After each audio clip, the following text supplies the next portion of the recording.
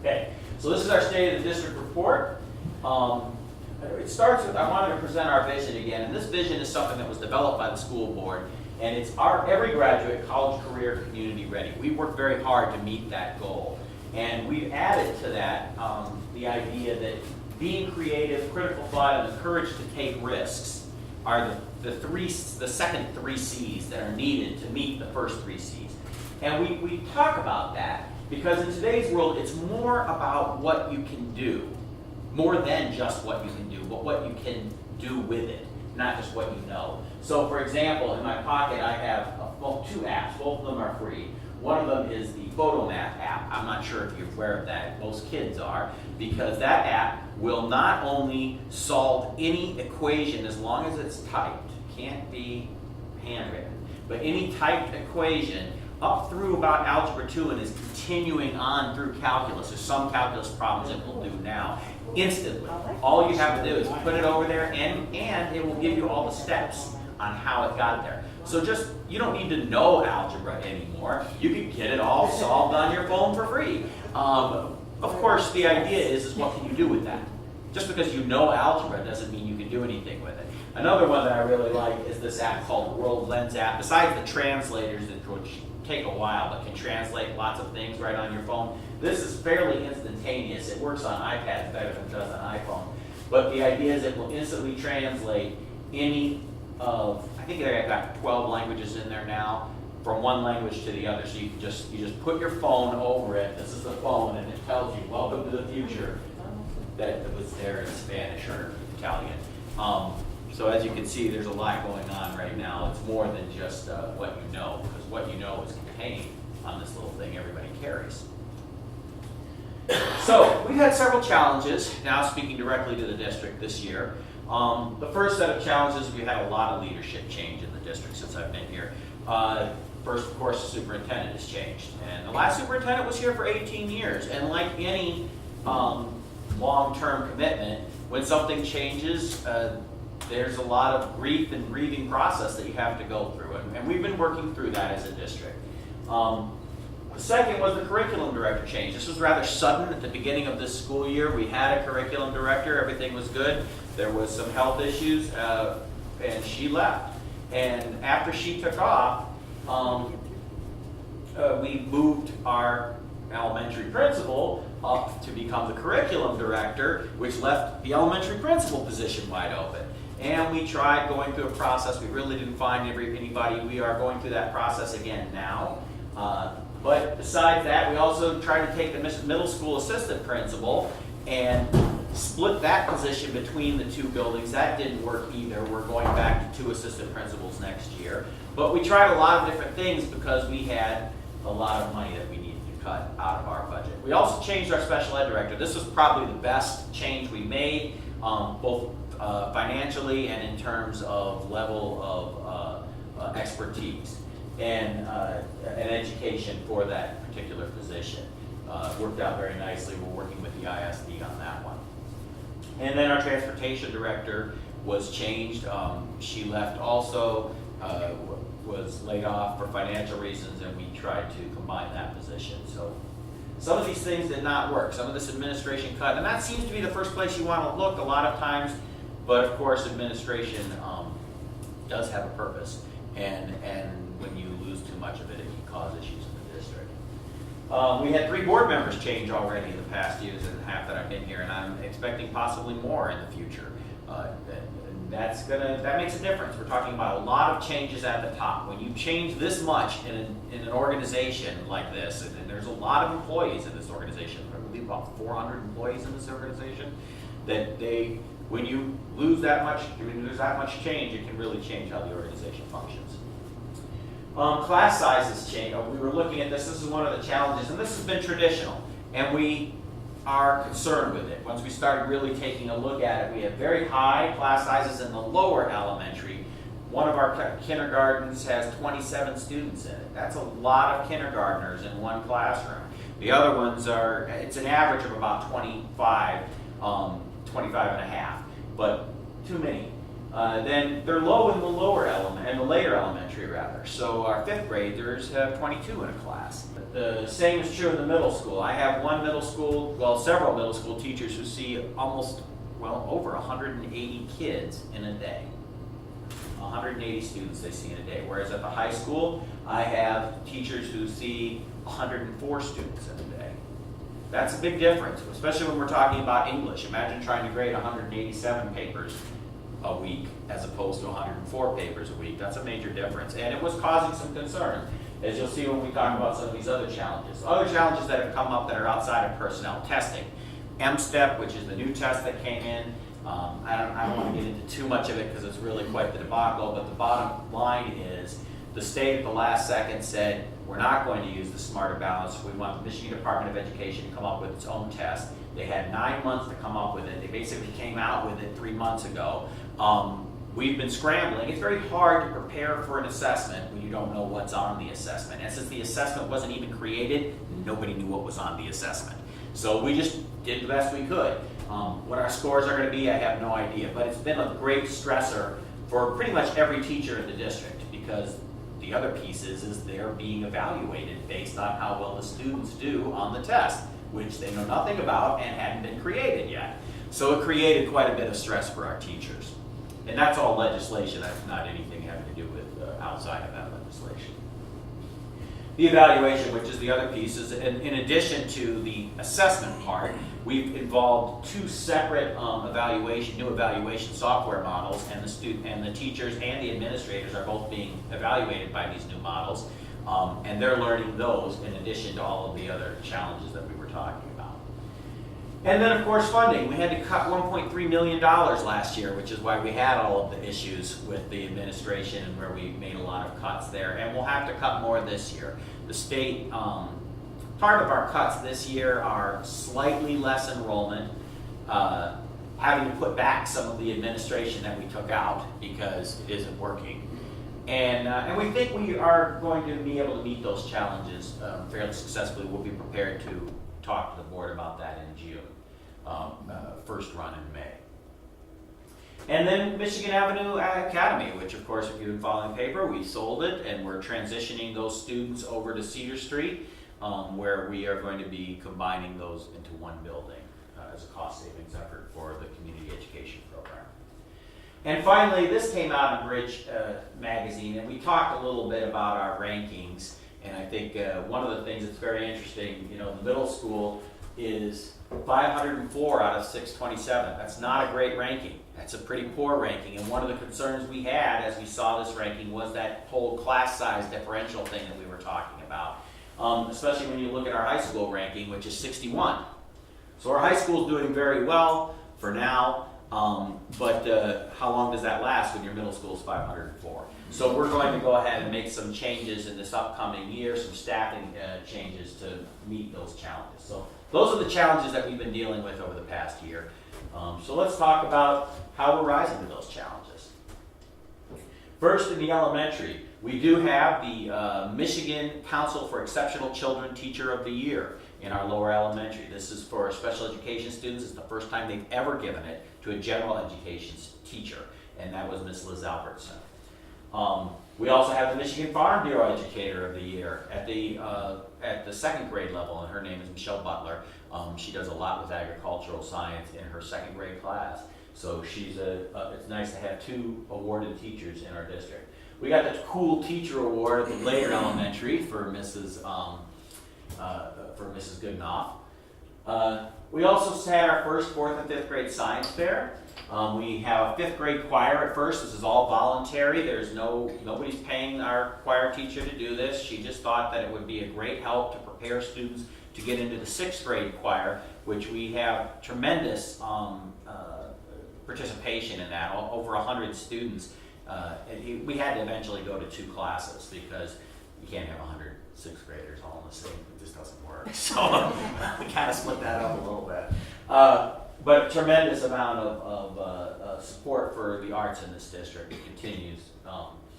We had school messenger weekly updates start to come out of the elementary. If you're an elementary parent, you'll get a phone call once a week. And the new principal, the interim principal, will talk to you about what's happening in the upcoming things for the week. So pretty nice. And then there's been no roof issues at the later elementary, which if you've been following at all, we've had some real issues with that. It took a long time to get through. We repaired it over this summer, and we held our breath and crossed our fingers, and no problems this year. So obviously the repairs worked, at least got us through a pretty tough winter again this year. At the middle school, we have the Greg Jennings Dare to Be Great award. That was a $1,000 award, and it's a wonderful book that all middle school students put together, A to Z. We'll be publishing it both electronically and providing copies for our 5th grade students coming over. It talks about all the great stuff that happens at the middle school. And it was written by students for students, and we presented it to Greg Jennings Dare to Be Great award and won that award. The middle school does college visits where they take them to a university, they take them to a private college, and they take them to a community college, and they get to tour the campuses and get to see what the colleges are all about. We have our first middle school musical. It is this weekend, if you care to join. My daughter is in it, so come on by. It's at the PAC. We have the Leos Club, which is a club, a community service organization connected to the Lions. It's a youth organization connected to the Lions, and we have started that here at our middle school as well. That's this year. We have the peer-to-peer links, and again, this one's another plug for my daughter. This is a link for students in general education who do not need special education support services, linking with a student who does need special education support services. My own daughter has Asperger's, and she really likes this program because the idea is that you train the student with general ed does not need special ed services to understand the disability of the child who does have them. And then they work with them to help them learn, and it's a much better, much more accepting way to have things happen than to have adults do it. We've found over the time that we've gotten that started. We've had that at the elementary. We just started that this year at the middle school. It's been very successful.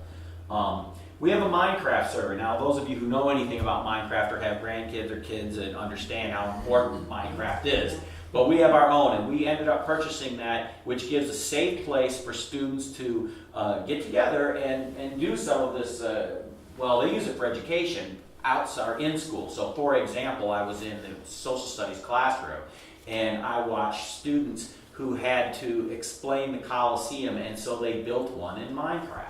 And then they were able to talk about the different materials that were used. They were able to take a virtual tour for the teacher and for all of the other students as they walked around the Coliseum. So very valuable in that way. It is. It's something. The choir and band competed for the first time at the state level and received 2s. It's a score of 1 to 5, 1 being the best, 5 being the worst. And they received 2. So they did very well for their first time out. Other things at the high school, they're the silver medal winner for the U.S. News and World Report. That puts them in the top, around 6% of the country, top 4% of the state, right around there. So that's pretty impressive. Our college board, they also made the College Board's AP honor roll. What that means is they give access to advanced placement classes for a large number of students. It's the top high school in America a top high school in America from Newsweek. And it also, Michigan Association of School Administrators Winner's Circle Award, which they won for a program that they have called Flex, which, to make a long story short, basically is office hours for students during lunchtime, where the students have the opportunity to go see their teachers during school time to get additional help. All 3 high school choirs qualified for state. The first year of high school robotics, which also went very well this year, they won a Rookie of the Year award at one of their competitions, and then they were able to interview at the state level. And the Student of the Day program, which was really neat. Basically what it was is every single teacher, and they had a nice thing on Channel 3 for this, every single teacher had the opportunity, the requirement, to go and be a student for a day. They got a schedule, they had to follow that schedule, they had to sit in the class, they had to do the work, they had to do the expected homework, they had to eat lunch with the kids, and the idea was to remind the students what it's like, or the teachers, what it's like to be a student, and to kind of figure out which classes are working, what things are engaging to them, and therefore hopefully help them improve their own teaching. So very exciting program. Community education has 48 full-day preschool students. The MAA, the Michigan Avenue Academy, was able to increase its electives. Adult education received $5,000 from the state for outstanding performance. Our program was so outstanding that they actually got a cash award from the state for it. They established a GED test site at the jail. This was a huge deal. It was a great deal of work to try and get internet access into a jail. There's all kinds of restrictions that you have to get around, get through, get over to before you can have this. And since the GED is now only done online, it was a lot of work to do, but we had it. They're having meetings with the teachers to talk about transition between what's it going to look like when we move out of Michigan Avenue Academy and into Cedar Street building. There's going to be a celebration on June 6th, so mark your calendars if you're interested in coming down and walking MAA one last time, Michigan Avenue Academy one last time. This will be an opportunity to do that. And we'll have a garage sale on June 13th in both buildings where we're basically going to get rid of a lot of stuff. So if you're looking to buy some old desks or any number of other things, you'd be surprised. I actually bought a lovely kindergarten-sized table once for my kids when they were small, and little chairs, and they got a lot of use out of that thing. I paid $2 for it. Further challenges. At the district level, we had the passage of the bond proposals. First, we're rising to the challenges, rather. We passed the bond, which meant we have phase 1 work, and you can look at some of it as you leave out there. We're getting that building set up. We had a healthy fund balance. The state average is not real good. Many of the districts around here have as low as 1% and 2%. We have 18% overall right now in our fund balance, so that's pretty good. I don't know how long it'll stay that way, but we continue to work to maintain it. We refunded our bonds, which reduced the interest expense to taxpayers by almost $2 million over the next 15 years because we were able to refinance our bonds with these lower interest rates that have been coming around recently. And we have a new design to our newsletter. If you aren't getting our newsletter, I think everybody in the district gets it, along with a calendar that taught it was a new redesign, and that has been very well accepted.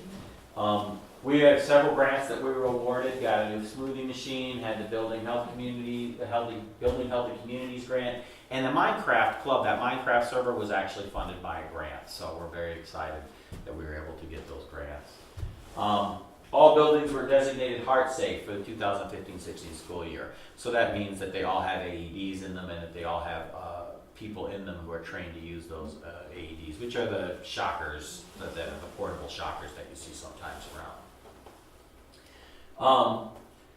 Additional support, we've had great community support. Obviously our voters supported us and passed our bonds. We have the PTO, we have boosters and bands and etc. One of the ones I'll point out is the collaboration committee, which is a group that we put together. It involves a lot of the biggest employers in the county. We get together and talk about a variety of different things. Some of them are on the chamber, and Sarve Batwa from Coke is there, and Kip is over there, and I'm on it, and a couple of other people. We sit together and have lunch once a month and talk about whatever comes up, and it's been very interesting, some things that have gone on and been very helpful. In addition, we have a lot of community engagement things we do, the senior dinner, we do veterans breakfast, so all kinds of musicals, the Hall of Fame. Hot Diggity Dogs coming up here. If you don't know about that, that's like a drive up where they give you hot dogs over at the elementary. It's a fundraiser for them, so come on in. It's usually pretty well attended. Other challenges, curriculum-wise, we've had to restructure our curriculum, and that has been to connect with school improvement and district improvement, and it's been kind of building level, and with the change in curriculum directors that it had gotten started, but we really need to accelerate it. We'll see more of acceleration over the course of the year. We've managed to move our summer school to 4 weeks instead of 3, so the students will get even more support during the summer. We've become a focus to reward school. What a focus school is when the state said you have too much of a gap between your lowest achieving students and your highest achieving students. And we were able to close that gap so effectively that we were considered a reward school because of that. So that was nice to kind of meet the challenges that were given to us. We have lots of professional development for teachers we're bringing in, trying to get people up for literacy and math, K-6 and 6-8. And then in special education, we were able to, the state has, every now and then it looks at numbers. And based on numbers, strictly on numbers, it says, we're going to come in and monitor you. Now, once the state comes in based on these numbers, they always find something. I mean, they just do. That's the way it is. You're never doing, there are so many rules around special education that ultimately there's something wrong that they find. And this, we were able to have no findings at all, which is a huge kudos for our district, that we are doing what's right and what's right by our special education students. We have increased inclusion across the district, which means students are actually in the classrooms instead of being pulled out and learning in a separate environment. That's very positive for them. And we've developed new guidelines for seclusion to help students make sure we're not using seclusion rooms too much. So looking forward, we have the bond work continuing. We are phase 1 this summer will be this building out here and Cedar Street, which is the area that had the least security, and that will be taken care of this year. Next year, we'll be improving and the middle school is this year's too. Next year it will be the elementary buildings, both elementary buildings, and the summer after that we'll be doing the high school. There's lots of infrastructure changes that are happening too, but the most visible thing is this new building that we're putting out on the field, and a lot of the other stuff won't change the face of the building, it won't change the curb appeal as it will, but it will change what we're doing to help our kids stay safe and to improve technology. We also have the technology initiative, which will be piloted starting next year, but the idea is within the next 5 years, every student will have some access to some device, an individual device in every classroom. What that device is depends a lot on the pilot. This year we're piloting iPads in the middle school, and we are piloting laptops in the Michigan Avenue Academy. So we'll see how that works out. We have a budget for the next school year is something we need to worry about. Like I said, that's got to come out shortly. Staffing, hiring, and placement, this is going to be a big issue coming up. There's all kinds of changes that are happening at the federal level, which may result in some staffing changes. We also are going to address the imbalance of really low in one place, the staff to student ratio, and really high in other places, and that's going to create a lot of shifting. But we're not anticipating any teacher layoffs at this time. Student assessments are another big one. We don't know how that's going to go. I told you that they changed the test this year. They're changing it again next year because this was supposed to be a one-year fix. So once again, we don't know what the test is going to look like next year, which has the teachers kind of concerned. In addition to that, we are changing from the ACT to the SAT next year. That's something that the state is forcing on us as well. So those kinds of changes, all of that different change, it just creates a lot of turmoil in the district. But those are the things we need to be concerned with and make the best of as we move forward. Curriculum work, we're looking at improving the curriculum council and spreading that across the school improvement moves. And then finally, these are the final words I'd like you to believe in. One is to consider. The first is that we need to believe in the power of public education. Public education serves a lot of needs that you don't find in a lot of other areas. Private education, it is not a business. It is a business in that we have people, we have employees, and we work. It is not a business in that we don't produce a product. The fact is that if you are, I believe there was a guy, I can't think of his name now, he talked about the blueberry moment where he went from not understanding why you just don't improve things in education and understanding, and he was on a stage, he basically said, he made muffins, I believe, and he was very famous for making these muffins, and one of the teachers said, so you get blueberries? And he said, yes, and the teacher said, but if those blueberries aren't any good, what do you do? Well, I send them back to my supplier, I can't use these blueberries. We don't get to do that. We wouldn't want to do that. We take every kid, no matter how they are or where they come from, and we do the best that we can to make them college and career community ready. We are committed to doing that. That is the power of public education. And I would suggest to you that we are forgetting that with all of these legislative fixes to teachers and fixes. We're going to improve education. You know, there are ways to improve education. And again, that's where you start getting into some of these other buildings and these other ways that education are done. So, emphasize high quality instruction for all. We do. We're doing very well with special education. As you saw, we had no findings on our monitoring report. We also talked about having that, trying to balance out the staffing and student ratios. We want all of our students to do well because that's the best way to be college, career, and community ready. This is another thing that I believe, but I think this is something that I would say carry this message out if you have the opportunity, which is that testing is a byproduct of education. It is not the reason for education. As we test and test and test some more, and we have to, if you're going to base how a student does it, I'm not saying I'm against assessment, I'm not. I need to know where we're at. We need to have students know where we're at. We need to have the teachers and the public know, and the businesses know. Those are all important things. But if you're going to connect assessment to whether a school district is approved as an A or a B or has a particular color, or if a teacher is going to keep their job, then you need to know multiple times how you're doing. Well, that starts to increase the assessment. And then you get the worst of it, like Atlanta, where you have people cheating on it, or you have the other end of it, where you're just testing them all the time to find out what's going on. Testing is a byproduct. I don't have any problem with assessment. I have a problem when it takes over what we're doing to try and educate kids. One other little story. The first International Math Symposium, which was given in 1964, I believe, had 13 countries take this math test, this international math test. The United States came in 12th. We're certainly better than we were then. But you know who was number one? The Soviet Union.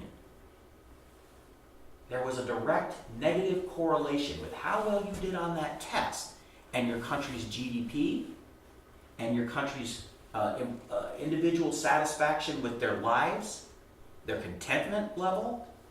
The fact was, testing creates employees. China comes to watch us because they want to create entrepreneurs.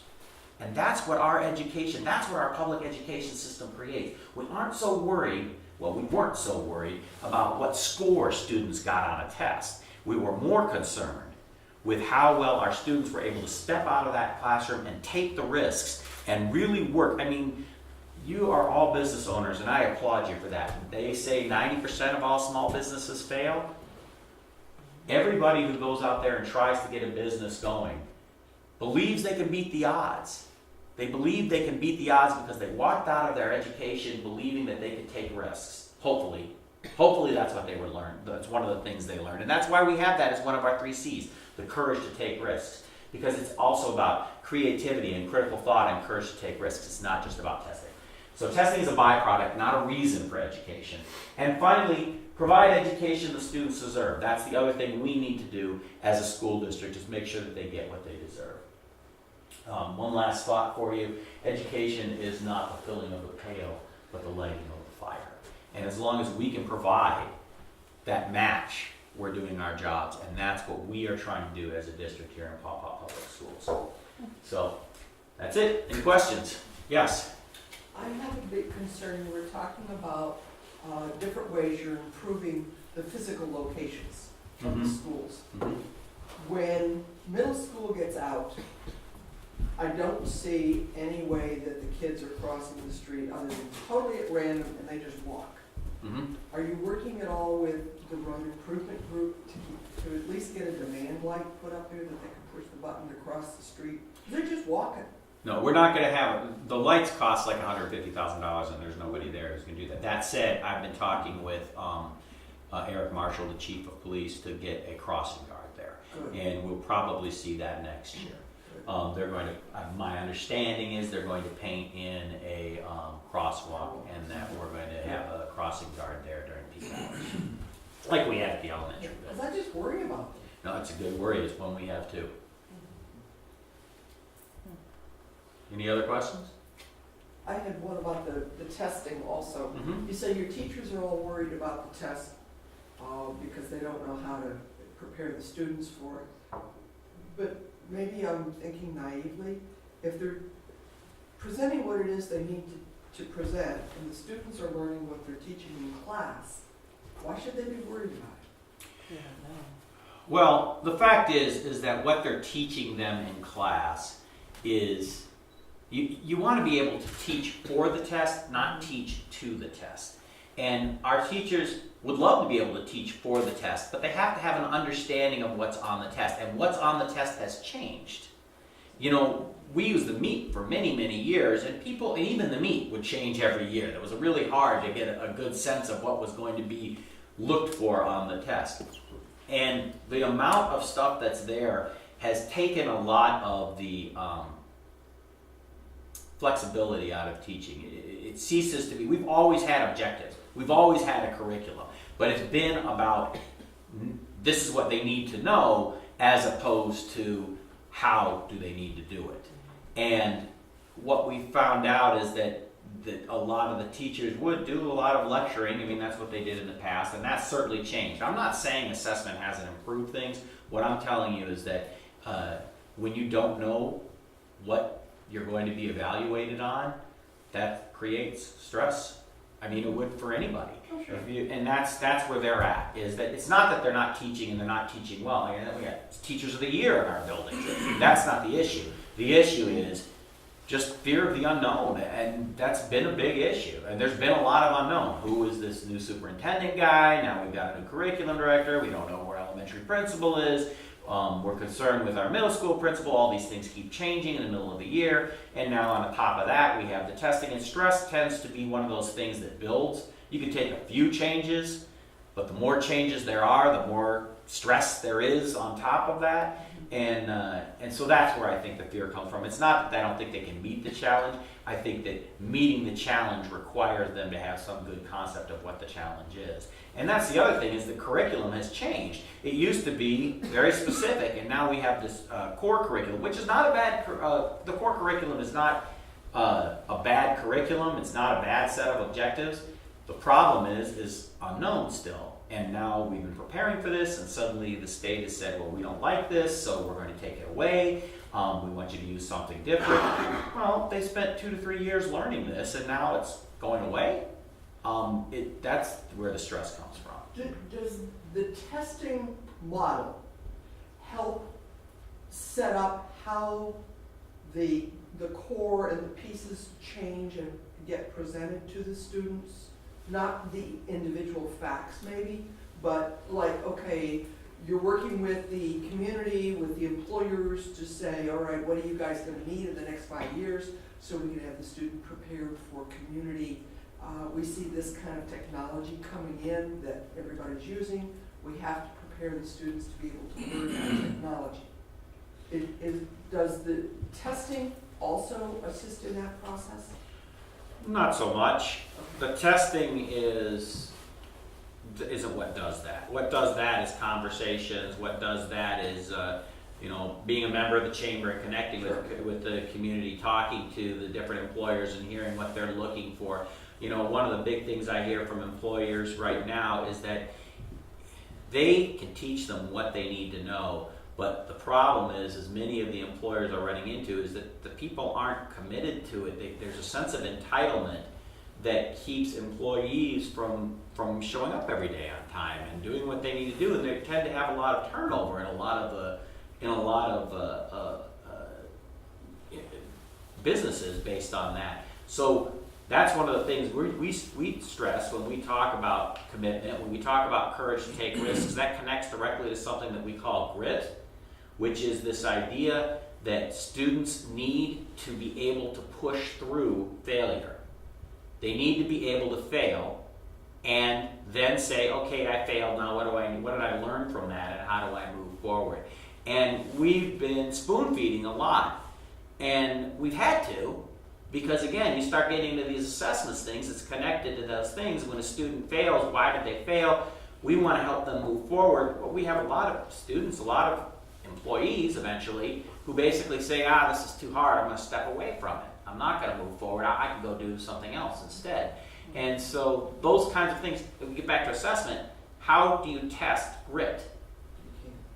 Well, but it's still, what a teacher's job is totally about that assessment, and you will succeed on that assessment, because if you don't succeed on that assessment, then your job is at stake, and your district gets dinged for it. So we could be teaching grit and producing students who do very well when they get out into the business world. They're college, career, community ready. But if they fail the test, that won't matter at all. So that test has to be a part of it too. You know, a real interesting sideline on this is Michigan Tech produces engineers, and so does the University of Michigan. If you go to a business who hires engineers, they'll tell you they'd rather have a Michigan Tech engineer. And the reason they want a Michigan Tech engineer is because at Michigan Tech, they're hands-on. Everything they do, they work on the product, and they walk out of there knowing what to do with the equipment and how to use it. You go to University of Michigan, it's about research and theory. That's great if you want to be a research and theory or you want University of Michigan behind your name, but those engineers are not as highly prized. I'm not saying they don't get jobs, they do, but they're not as highly prized as a Michigan Tech engineer, because a Michigan Tech engineer works hands-on. So prestige is only so important, I guess, is what I would suggest. Yeah. Tony, I had the opportunity last May to visit the Skill Center Mm-hmm. in Lawrence, and I was just awed and impressed with the resources that we have there. And I also, with Boy Scouts, was able to go to the wood shop at the high school. Mm-hmm. And as having 3 years of woods back in high school, 33 years ago in Mattawan for me, and drafting to see those programs go out of Mattawan just blew me away. But I was stunned and awed with what we have here at the high school, the 3D printers and the drafting and the wood shop. Laser cut machine. Yeah, I was really just, I'm grateful and thankful that we have that. So thank you that we've continued that, because not everybody's cut out for college. And No. these kids need resources to go to. And it was really neat. I wondered what our focus is with the Skill Center, and are we working together school-wise with them to transition students? Or what's the take on keeping our programs here and remaining here, working together with them? Sure. Two things. First off, I don't think there's any job out there that doesn't require some level of education beyond high school at this point. You know, it doesn't have to be a lot, but it has to be some. Most of it formal, you need to get a certification. And that's one of the things Skills Center provides for us. And I'm going to turn on a light now. I don't know where the sun went, but and that's annoying. Yeah, a little better. I would. We send about 100 students a day to the skill center out there. My other daughter, who's at the high school, is planning on going out there. They do everything from engineering to. They have a half of an ambulance in their EMT program so that they can actually have the kids training on what it's like to use the equipment while inside the back of an ambulance. They have a full body shop, including paint place. They have full plastics out there. What we have at our building, and when you ask how we're connecting with the ISD, we actually have CT. We brought in a piece of equipment we purchased last year that now we are bringing in or can provide opportunities for our students to be able to get credit, high school credit and college credit based on the CTE connection with the ISD. And the ISD is sending or can send students out to our wood shop. Our wood shop is amazing out there. It's all starting from computer-assisted drafting. Very few people, I mean, they teach them how to make birdhouses and chests, and I love it because I do personal woodworking in my own shop. I love to go watch and smell the wood, but there's also the laser cut section where they basically feed a program in, stick a piece of wood in and say go, and the thing goes and it comes out with what they need. They have 3D printers so they can make plastic parts to fit with the wood parts so they can create all kinds of different things. And that program is being supported. We just committed several $1,000s for this new piece of equipment that we're able to now have this connection with the ISD. So that program's not going anywhere. And we would like to maintain as much of that as we can. We also have a strong arts program in our district. You know, every student has the opportunity to do choir or band. We continue to have arts for every elementary student. We have music for every elementary student. Now we have 5th grade choir available to the elementary students. We're doing a musical. We're actually expanding our arts programs. This connection with the Young Americans has helped us quite a bit. We have several students who have graduated and gone on to join Young Americans. But in addition to that, Young Americans has had a profound effect on our students here and continues to provide support for our arts program. And of course, the PAC does a really nice job with that too, the Performing Arts Center, I'm sorry. Yes? Tony, I just wanted to comment, you talk about the new programs that are going on, and we passed a bond issue last year. And at the same time, we have to make cuts. We made cuts last year, we have to make some cuts this year. So it's kind of a conflicting scenario there where we've got all this money coming in for the bond, but then we've got to make cuts in our classrooms and our personnel and things like that. But that bond money is very, very specifically targeted, and it has to be, that's a requirement of the governments, the state and the Fed. And so we don't have as much flexibility with all that money as a lot of people out there think they will. No. Why do we have to lay out teachers when we're fixing up the entryway to the stadium out here? And that's highly, highly regulated, and the staff and the school board and everybody else just doesn't have that much choice with the matter. Yeah, that's true for a lot of things about the money. Public education funding is very fractured. There's Title I funding, which is only funding that can go for certain, and they change the rules on that every time. We're looking at a pretty major change coming up next year. So there's a lot of how we spend that money is a big deal. The second thing is there's at-risk money. There's some more flexibility in that than there was in years past, but we haven't seen it yet. We're hoping for no more flexibility in this coming year. There is general fund funding, which that is what we can do anything to fund the school district with. There's still restrictions on that, but there's grants, all different kinds of grants that go to specific things. And then of course there's bond money, which is specific to and has to basically follow exactly what the voters voted for. If it's not in the bond proposal, we cannot spend money on that, or that bond money on that. Now we can spend other money on that, but we can't. So for example, for the technology thing, we need, to make technology work, we need to have the teachers get additional help with technology. I mean, that teachers are teachers. They're not necessarily trained in how to keep the magic going, and that's what I call it. You know, I love computers, I love technology, but the fact is that when it stops working, I pick up the phone and call the IT guy and say, it's not working, make the magic start again. And the fact is teachers don't have time to try and make the magic start for all of these kids. There's nothing in the bond about providing the people that are needed to make that happen. We have to build that into our budget from the general fund to make that happen. So if we really want to prepare students for being able to use technology in the next 20 years, we have to shift our funding around, and maybe it means a little more class size, because at the same time, you know, the state says things like, well, we're going to give more money. Now, they have given us more money, and I'm appreciative of the more money they've given. That said, we still, for every dollar, and remember, a school district is 85%, between 80 and 85%, I think we're at 84%, of our money goes to personnel. That's what we do. Every dollar I spend on a personnel salary, I have to spend an additional 26 cents on their retirement that goes back to the state, in addition to FICA and retirement that everybody else, FICA and Social Security that everybody else pays. We have to spend 26 more cents on the dollar back to the state on their retirement, for a state-funded retirement system. So when they say, like, just came out yesterday, the House is going to get rid of a bunch of these restricted funds and roll it all into the per pupil fund. Well, that seems like it would be a good thing for school districts, but people who will really benefit from this are charter schools. They don't pay into that retirement system. That 26 cents on the dollar is going to somebody's pocket who runs the management company. It's not going to teachers, it's not going to smaller class sizes, it's going to somebody at a management who walks away and says, well, we have to make a profit on this or it doesn't work. So yeah, there is limitations and structure around funding, and that's why we have to have a business manager, and frankly, sometimes I don't understand all the restrictions around it. I work very hard to, but it is a challenge. There's a lot for it. Anything else?